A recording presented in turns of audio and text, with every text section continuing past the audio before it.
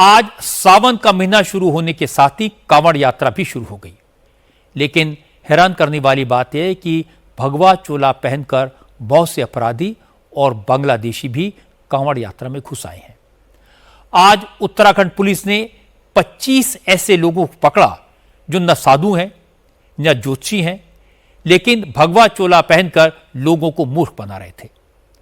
असल में उत्तराखंड के मुख्यमंत्री पुष्कर सिंह धामी ने पूरे प्रदेश में ऑपरेशन कालनेमी चलाने का आदेश दिया है। इस ऑपरेशन के तहत ऐसे लोगों को पकड़ा जा रहा है जो सावन के महीने में साधु का वेश बनाकर लोगों को ठग रहे हैं। आज ऑपरेशन शुरू हुआ और आज ही देहरादून में पुलिस ने गेरुए वस्त्र पहनकर साधु के वेश में घूम रहे एक बांग्लादेशी को पकड़ा। यह शख्स घर घर जाकर लोगों से पैसे मांग रहा था।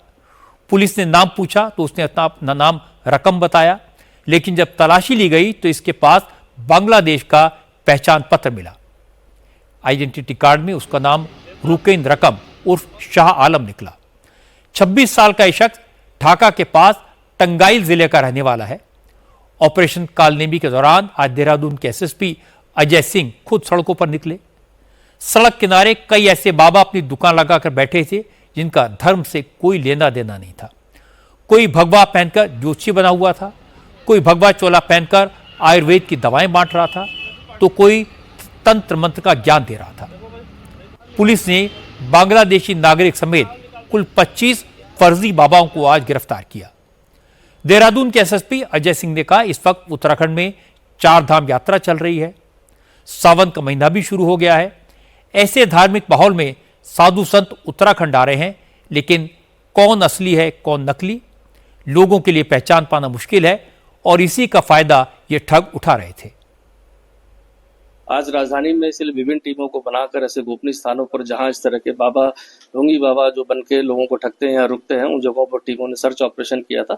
और इसमें सबसे बड़ी ब्रेक थ्रू अभी जो मिली है पुलिस को, इसमें थाना सहसपुर क्षेत्र से मिली है, जहां पर एक बांग्लादेशी जो छदम वेश में जो यहाँ पर बाबा बन के रह रहा था, जिसका नाम पूरी अभी एजेंसी से इंट्रोगेशन ज्वाइंट इंट्रोगेशन में पता चला कि रकम इसका नाम है, जो टंगाइल जिला जो ढाका के पास है, वहां से ये चोरी छिपे 6-7 महीने पहले विभिन्न स्थानों से होते देहरादून पहुंचा था और कुछ समय से यहाँ पर सक्रिय होकर छदम बेस में लोगों को ठगने का प्रयास कर रहा था। साथ ही साथ विभिन्न थाना क्षेत्रों में भी करीब 24 लोगों को अभी हिरासत में लिया गया है। कहीं भी कोई इस तरह की नॉलेज नहीं है, ना कोई सनातनी धर्म से जुड़े हुए हैं, ना किसी संस्था से जुड़े हुए हैं, बट वेश धारण करके, चूंकि इस समय पावन कांवड़ यात्रा भी शुरू हो गई है, 4 धाम यात्रा चल रही है, तो उसका सहारा लेकर ऐसे लोग बाबा लोग सक्रिय थे। अभी तक 25 लोग को इसमें हिरासत में लिया गया है। असल में कांवड़ यात्रा के दौरान कोई अनहोनी ना हो, भक्तों के साथ ठगी ना हो, इसलिए ऑपरेशन कालनेमी शुरू किया गया। कालनेमी नाम के राक्षस का जिक्र रामायण में आता है।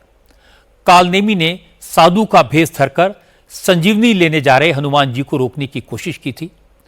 पुष्कर सिंह धामी ने कहा, आज भी कई कालनेमी पब्लिक के बीच में संत बनकर घूम रहे हैं। न तो उन्हें शास्त्रों का ज्ञान है, न ही सनातन की संस्कृति का। ऐसे पाखंडी आम लोगों को ठगते हैं और बदनामी सनातन धर्म की होती है। इसीलिए ऑपरेशन कालनेमी के जरिए ऐसे ठगों को पकड़कर जेल में डाला जाएगा। किसी भी प्रकार से धर्म की हानि करने वाले, आस्थावान लोगों को, श्रद्धालुओं को आहत करने वाले ऐसे छद्म वेशधारी जो अपना वेश बदलकर लोगों को ठगने का काम करते हैं, धार्मिक भावनाओं को आहत करते हैं, सनातन को नुकसान पहुंचाते हैं, उनकी धरपकड़ करने के लिए, उनकी पहचान करने के लिए, उनको चिन्हित करने के लिए, उनको लोगों के सामने वो इस प्रकार की कोई कृत्य न करें जिससे धर्म की हानि होती हो, सनातन को नुकसान पहुंचता हो। ऑपरेशन कालनेमी कल से चलाया गया है और ये लगातार चलेगा, क्योंकि देवभूमि स्वच्छ रहनी चाहिए। हर प्रकार से यहाँ पर पारदर्शिता होनी चाहिए हर क्षेत्र में, चाहे वो धार्मिक क्षेत्र भी हो हमारे। अगर बांग्लादेशी घुसपैठिए साधु के भेष में घूम रहे हैं तो ये बहुत चिंता की बात है। अच्छी बात है कि पुष्कर सिंह धामी ने फर्जी बाबाओं के खिलाफ मुहिम शुरू की है। ऐसे लोगों के खिलाफ एक्शन तो होना ही चाहिए जो धर्म का चोला ओढ़कर लोगों को ठगते हैं, लेकिन एक्शन उनके खिलाफ भी होना चाहिए जो कांवड़ लेकर निकले हैं, लेकिन छोटी छोटी बात पर लाठी डंडे चलाते हैं, दंगा करते हैं। क्योंकि आज ऐसी 2 घटनाएं हुई। हरिद्वार में कांवड़ियों ने जमकर उत्पात मचाया। हरिद्वार के बहादुराबाद में एक कार कांवड़िए से टकरा गई। इस टक्कर में कांवड़ में भरा गंगा जल गिर गया। इस बात से कांवड़िये इतने नाराज हुए कि उन्होंने कार में सवार लोगों के साथ पहले जमकर मारपीट की, उसके बाद लाठी डंडे लेकर कार में भी तोड़फोड़ की। इस घटना में कार सवार लोग घायल हो गए। हंगामे की खबर पर हरिद्वार पुलिस मौके पर पहुंची और 3 कांवड़ियों को गिरफ्तार कर लिया गया। रुड़की में भी ऐसा ही घटना हुई। रुड़की में हाईवे पर जल लेकर आ रहे कांवड़ियों से एक कार टच हो गई। इसके बाद कांवड़ियों ने हंगामा शुरू कर दिया, लाठी डंडों और लोहे के रॉड से पूरी कार को तोड़ दिया, कार सवार की पिटाई की।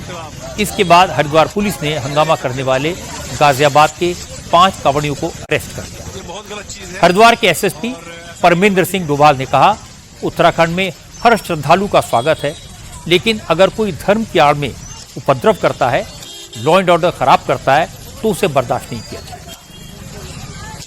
2 घटनाएं कल हमारे संज्ञान में आई थी, एक थाना बहादुराबाद में और दूसरा रुड़की में। दोनों ही कांवड़ टच होने के कारण कांवड़ खंडित होने का आरोप लगा के इस तरीके से मारपीट की एक घटना हुई थी। पुलिस के द्वारा सख्त कार्रवाई इस पर की गई है। दोनों ही मामलों में अभियोग पंजीकृत करते हुए जो भी लोग कानून व्यवस्था को बिगाड़ने का इस तरीके की कोई कोशिश करते हैं, उसके खिलाफ हम लोग वैसे ही कार्रवाई करेंगे। धार्मिक यात्रा में दंगा करने वाले कांवड़ियों के खिलाफ पुलिस के एक्शन की तारीफ होनी चाहिए। मार पिटाई करने वाले ऐसे कुछ कांवड़ियों के कारण श्रद्धा भाव से कांवड़ यात्रा पर निकले करोड़ों भक्त भी बदनाम होते हैं। हालांकि सरकार ने कांवड़ रूट पर सुरक्षा के कड़े इंतजाम किए हैं।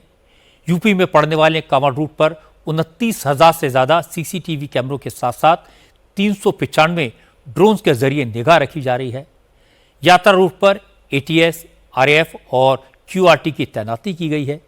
इसलिए गड़बड़ी करने वाले सावधान रहें, क्योंकि अगर कांवड़ियों के ग्रुप में शामिल कोई व्यक्ति ये सोचकर गड़बड़ करेगा कि वो पकड़ा नहीं जाएगा, तो ये उसकी सबसे बड़ी गलती होगी।